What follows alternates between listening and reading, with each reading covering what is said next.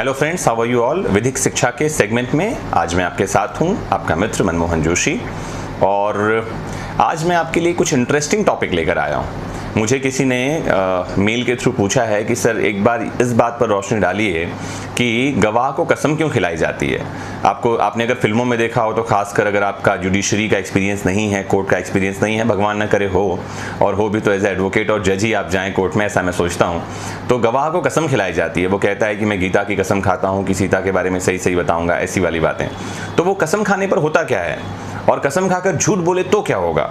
तो कई लोगों के मन में ये धारणा होती है शायद ईश्वर नाराज हो जाएंगे, पाप लगेगा, या छोटे बच्चे समझते हैं कि झूठी कसम खाने पर दादी जो है वो काणी हो जाती है, दादाजी चले जाते हैं। ऐसा कुछ तो नहीं सोच रहे। तो आज हम बात करते हैं कि कसम क्यों खिलवाई जाती है। कोर्ट में दो तरह से गवाह को कुछ कहने का मौका दिया जाता है।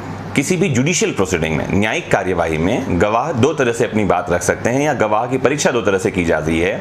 एक तरीका है शपथ पर, ऑन ओथ, कसम खिलाकर, या दूसरा तरीका है एफिडेविट, शपथ पत्र पर। जैसे एक बात और मैं कहूं कि अगर आप कभी किसी नोटरी पब्लिक के पास गए हों और आपने कुछ भी उसे कहा हो, तो वो नोटरी पब्लिक जो है स्टाम्प में उस बात को लिख देता है, सील और साइन करके आपको दे देता है। आपसे वो उसका प्रूफ भी नहीं मांगता। नहीं किया हो तो करके देखिएगा कभी। अगर आप जाकर अपना नाम, आपका नाम जो कुछ भी हो, और आप अपना कोई और नाम बताएं, कुछ और पता बताएं, अपने पिताजी का नाम कुछ और बताएं, वो सारी चीजें एज इट इज लिख करके साइन कर देगा। आपसे उसको वेरीफाई भी नहीं करता। क्यों नहीं करता वो? क्योंकि आप यहाँ शपथ पत्र दे रहे हैं। कोर्ट में आप शपथ पर साक्ष्य देते हैं और यहाँ शपथ पत्र पर बात करते हैं। एफिडेविट और ऑन ओथ, दो बातें हमारे पास में हैं। तो जब तक कोई व्यक्ति ने कसम नहीं खाई है, तब तक वह अपनी बात को सच बोलने के लिए बाध्य नहीं होता। ध्यान से समझना इस बात को। अगर आपसे कोई बात कोर्ट में पूछा जा रहा है और आप कुछ भी बोल रहे हैं, कोई फर्क नहीं पड़ता। लेकिन जैसे ही कसम खा ली, जैसे ही कोई व्यक्ति कसम खाता है, अब ये सच बोलने के लिए बाध्य है। इसलिए वो कहता है मैं जो भी कहूंगा सच कहूंगा और सच के सिवा कुछ और नहीं कहूंगा। अगर उसने अब झूठ बोला शपथ खाने के बाद, वो किसी भी धर्म, जाति, समाज का हो, उससे कोई फर्क नहीं पड़ता। जैसे ही कसम खाता है, अब अगर वो झूठ बोलता है तो ये झूठ बोलना अपने आप में ऑफेंस है। हमारी आईपीसी में सेक्शन है 193, धारा 193, जो ये कहती है कि जो कोई शपथ करने के बाद, शपथ लेने के बाद झूठ बोलेगा, उसको 7 साल तक की सजा है। रिपीट करूं, 7 years imprisonment अगर कोई व्यक्ति शपथ लेकर के झूठ बोलता है। तो ये धारा क्या कहती है, आइए देखते हैं स्लाइड में इसकी भाषा, और फिर मैं आगे आपको एक्सप्लेन करता हूं। Section 193 provides punishment for false evidence.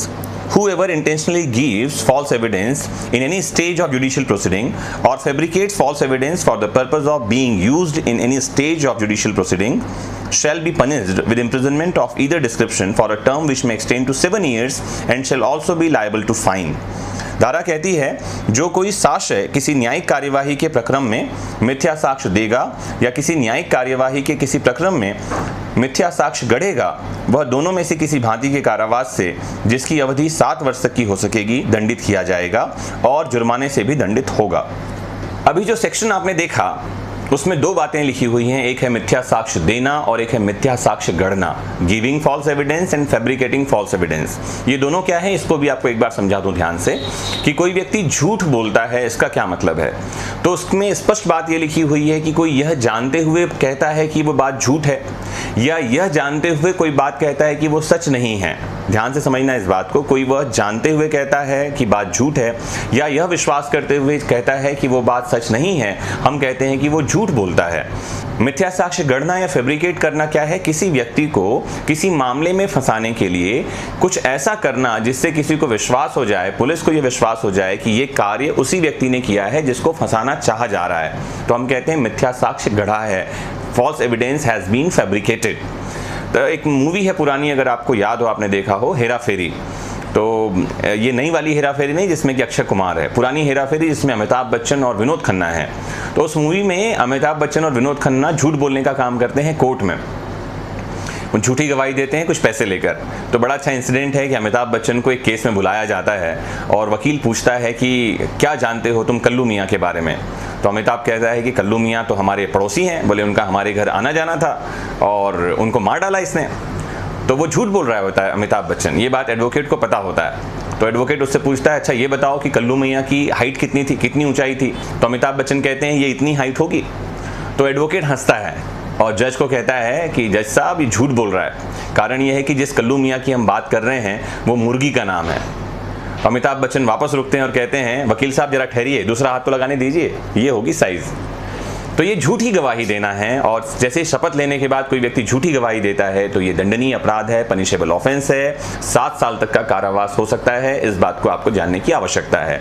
और सेम बात अगर नोटरी पब्लिक के सामने जो एफिडेविट बनाया है उसमें अगर आपने कोई भी गलत बात लिखी है, याद रखें कोई भी गलत जानकारी अगर आपने दी है और वो डॉक्यूमेंट नोटराइज्ड हो गया है तो 7 साल तक के कारावास का प्रावधान है, 7 years imprisonment and with fine, और जुर्माना भी वसूला जाएगा।